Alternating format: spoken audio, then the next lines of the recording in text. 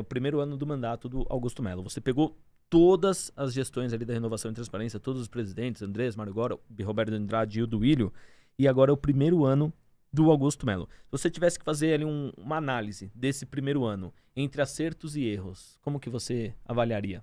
Pois é, cara, é um primeiro ano de muita turbulência, que ele comete erros claríssimos, mas também comete algumas virtudes em relação à última gestão. Um primeiro ato dele que foi para mim completamente errado, e isso de alguma maneira o arrastou quase que 9 dos 12 meses do ano, foi ao não vender uma dificuldade. Quando ele abre o mandato, e olha isso que eu tô falando, no dia da posse dele, eu cheguei com uma bandeja no Parque São Jorge para almoçar e tava a mesa da diretoria, os caras falaram, senta aí na mesa, tal, eu sentei. E eu falei isso pros caras naquele dia antes da posse.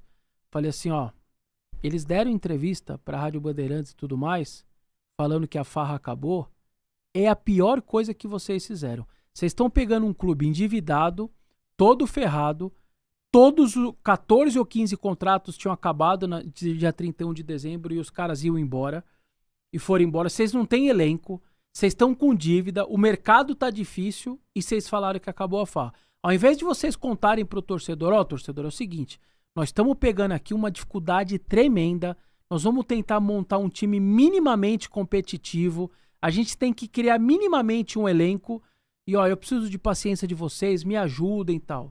Não, eles elevaram a expectativa lá em cima. E quando você começa um Campeonato Paulista mal e o Corinthians perde 5 de 6, tanto que o Mano Menezes acaba caindo, entre as 5, a primeira derrota pro São Paulo no Majestoso no estádio em 10 anos e tudo mais, o mundo cai na cabeça deles. E eles têm culpa disso. Eles foram até inocentes. Era só ter vendido, e não era mentir, era vender a verdade. Tudo tava na cara de todo mundo. Só que ao vender a farra acabou, você acha o quê? Vou montar o Vai, vou virar o Real Madrid. E não é assim que as coisas acontecem. Então esse pra mim foi um erro muito grande. Eles são atrapalhados muito por conta da gestão anterior. E não tô falando só da dívida que foi deixada. O Duílio, ele trabalhou e ele conduziu um clube pensando até 31 de dezembro de 23. Ele não quis saber minimamente do que era a partir de 1º de janeiro. 15 contratos de uma pancada só acabaram. Bruno Mendes, o Paulinho que aí machucou e teve que renovar, mas senão Paulinho, Cantilho, Fábio Santos, Gil, Renato Augusto, Juliano. Cara, você simplesmente dizima o seu elenco e ele não quis saber de renovar. Não, o próximo que se vire. E não é assim que você faz. Se você é um presidente, você tem que cuidar da instituição. E ele não fez isso. Fora que deixar a dívida que os caras deixaram para a atual gestão, uma dívida gigantesca como essa, um passivo enorme, beira o inacreditável, porque era uma dívida que o Andrés começa com 400 e pouco, aí dobra para 900 e ele... era uma dívida que o avião estava subindo, ele estabiliza no máximo, também não baixa, fica depois de 3 anos, e o mérito do Duílio foi claramente aumentar a receita. Ele pega com 400 e pouco, faz o primeiro ano 505, o segundo 750 e o terceiro ele beira 1 bilhão. Então isso é um mérito grande, só que a dívida mantida e tudo mais. Para piorar, politicamente, como havia toda uma divergência entre eles, e havia uma relação muito boa do Duílio e da galera anterior com os empresários todos, quando o Duílio sai, o Augusto resolve romper com todos esses caras e a boa parte desses caras fala, ok, você tá rompendo, então tá bom. Aciona o clube na justiça e começa a tentar asfixiar o clube na justiça. Então você, novo no cargo, um novo presidente, um novo diretor de futebol, um novo jurídico. O Corinthians trocou o presidente, o diretor de futebol, o jurídico, financeiro, parte da assessoria de imprensa, trocou 2 fisioterapeutas, trocou o chefe dos médicos, contratou uma psicóloga, contratou um executivo de futebol. Os seguranças todos do CT, nós estamos falando que de 60 pessoas do CT, talvez umas 40, além de todos os jogadores, de 70, 50 eram novas. Como que você faz futebol? As pessoas olham... Você passava por uma pessoa, que é essa daí mesmo?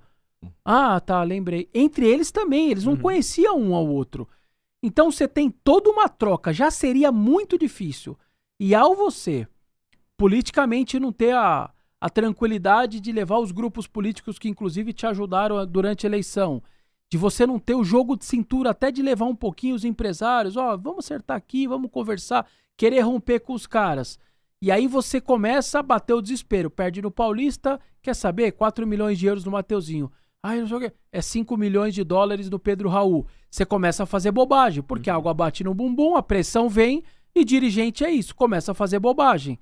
Então você até gasta mais do que era necessário com peças que não eram para ter acontecido. O que acontece é uma mudança de rota, claramente, e a oportunidade de fazer algo diferente durante, sobretudo, a segunda janela. Foi quando trouxe mais 7 jogadores, e quase todos viraram titular. É bem raro fazer uma janela tão boa como o Corinthians fez, com tantos jogadores que viram titulares. É só você pegar o Palmeiras. O Palmeiras esse ano contratou 7, só teve o Aníbal Moreno titular. O Felipe Anderson entra e sai, não consegue jogar. Os outros lá não conseguem quase ainda perfeitar. O Paulista não consegue jogar, enfim. Vários entram e saem. O Corinthians conseguiu acertar quase todo mundo.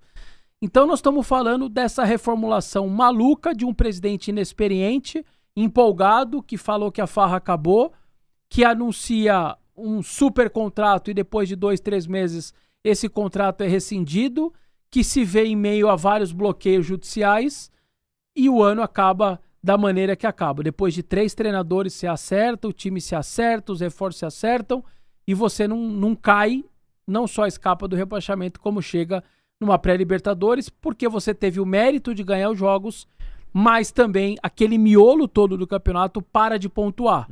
O Corinthians poderia ter feito a mesma pontuação.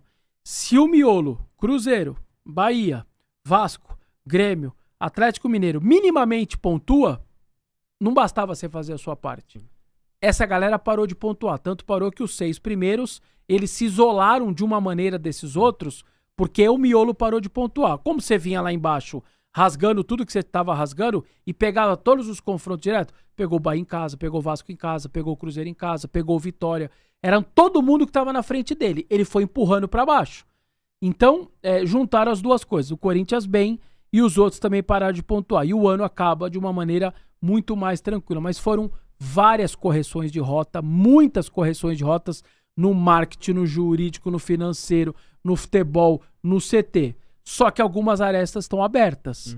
E isso daí vai arrastar para 25. O pedido de impeachment, o caso do vai de bet na justiça, os bloqueios judiciais que agora acalmaram porque você conseguiu uma liminar na justiça que segura por enquanto por 60 dias os bloqueios. O que vai ser no começo de 25? Não faço ideia. É muita coisa que tá para estourar, seja por impeachment, seja por política, seja por situação na polícia, seja pelos processos judiciais, mas você fecha o ano, acho que de maneira, por incrível que pareça, muito mais com acertos do que com erros. Mas a gente não pode esquecer dos erros, e eu citei alguns deles aqui porque eles aconteceram. E eu acho, para quem tinha 100%, não era nem 100, era 101%, não existe, mas ele tinha 101% de aprovação, tanto que ele dá um vareio na eleição e você fazia enquetes em rede social, a gente fez no meu timão, nossa, a aprovação dele era um negócio assustador.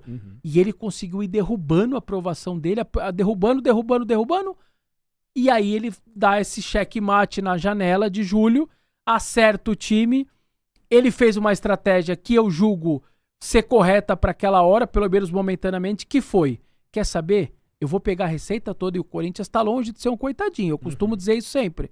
Um clube que fatura quase 1 bilhão, ele tá longe de ser um coitado. É a segunda maior faturamento da América do Sul ano passado. Ele só perdeu pro Flamengo. E esse ano vai beirar 1 bilhão de novo. Então ele tá longe de ser um coitadinho. É que esses caras fizeram tanta bobagem, levaram a dívida a um patamar tão alto que parece que 1 bilhão não é nada, tal. Mas ainda arrecada muito. O que ele fez? Ele pegou a receita, fechou com os jogadores, falou, vou deixar esses caras felizes.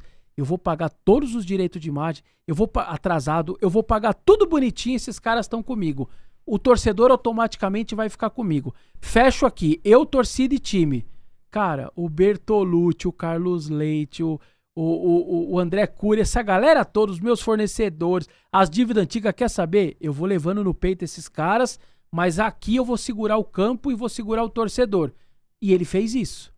Porque a administração anterior, eu imagino que para acalmar esse outro mundo, pegava a parte da receita, ó, tô te devendo 30, tá aqui 5, mas não pagava os jogadores.